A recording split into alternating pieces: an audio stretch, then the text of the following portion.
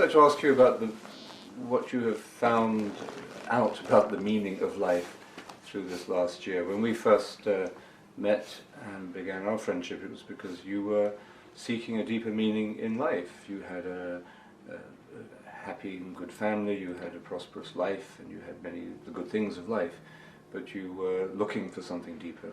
That brought you to meditation and the community and so on. So I think our search for meaning is a very important factor in the decisions we make, and even though sometimes it's difficult to define what we mean by meaning, it's there. You know, it will decide how we make the major decisions of life. So what have you learned through the illness, through the treatment, through these changes in your relationships? What have you learned, Patricia, about the meaning of life? I'm more convinced than ever that the whole meaning and purpose of life is to love, to learn to love, and through that you really expand beyond your limited body capacity. You know, I think we are put on earth to learn to love, and that's why we are always put in relationships, and that's how you learn to love, because not everybody is easy to get on with, you know, even your own family members, and so you have to learn to reach out to them and see them as they are, accept them as they are. Then you will see them with the eyes of God, and God loves all of us with an infinite love. So if you can see with the eyes of God, you will love everybody, and that makes life so meaningful, to be just surrounded by this atmosphere of love, to love and be loved, because you find that when you love, the other person actually loves you back, you know. Whereas when you have prejudice and you put on a mask and you look at the faults of the person, then you get that back in return, you know. So in this period when I have felt the preciousness of life, I think I have let down my mask or my barriers even more, and really reach out to people and actually to tell them that I love them, you know. Of course, all levels of love are a little bit different, but the love is there, you know. Family love, friends love. And they have responded tremendously. So I really feel that love is what makes the world go round.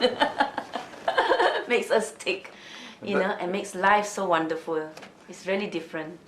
That's the meaning of life. Within that meaning, what is the meaning of death? The meaning of death. Well, I think if we were to live forever in this body, in this life, I think we probably will find life a bit boring, you know. Like, oh, there's plenty of time to do this, you know, and oh gosh, I've got to be with Mr. X for the rest of my life. Somehow I think it gives a different dimension to life. But, you know, like I felt it so intensely because of my illness, that life is short and precious. Then there's an urgency to do a lot of things, and you do it, you don't keep it off. And then, I don't know, somehow everything becomes so special and precious, which I think would not have been the case if you know that you have infinity, you know, all your life to do it, you're never going to die, and I think that's a bit boring, isn't it? You know, there's no urgency, there's no hurry, and you'll be stuck in this rut and all that kind of things. So even though all my life I have been putting death behind at the back of my mind because I'm scared of it, I'm so surprised that having it in front of my eyes actually has made life more joyful. So it's not a morbid thing to be aware that life is this life, this particular earth life is limited, and that, you know, one day you have to go. You know, putting that in front of you makes you treasure it even more, and to live it more fully than if you were to, you know, put death under the carpet and say, well, it's going to be when I'm 90 years old or something like that, you know. It just makes it so more vital, more Is it- precious. Is that what St. Benedict meant when he said, keep death always before your eyes? I guess so, yes. I think he has a wisdom that, that we can take as our life's motto. Do you have any, do you think a lot about what life after death would be like? Or do you not think about that? No, because I just feel that you cannot even visualize it, because as it said in the Bible, I have not seen nor ear heard what wonderful things the Lord has prepared for those who love Him. So it must be beyond my human imagination, But while I'm in this body, I still want to remain here, and I'm so scared to cross over. But I can imagine that the passage will be so easy, and when I'm there, I will be probably looking down and say, why are those people crying, and why didn't I want to go in the first place? I mean, how silly of me. But while I'm here, the will to live is still here.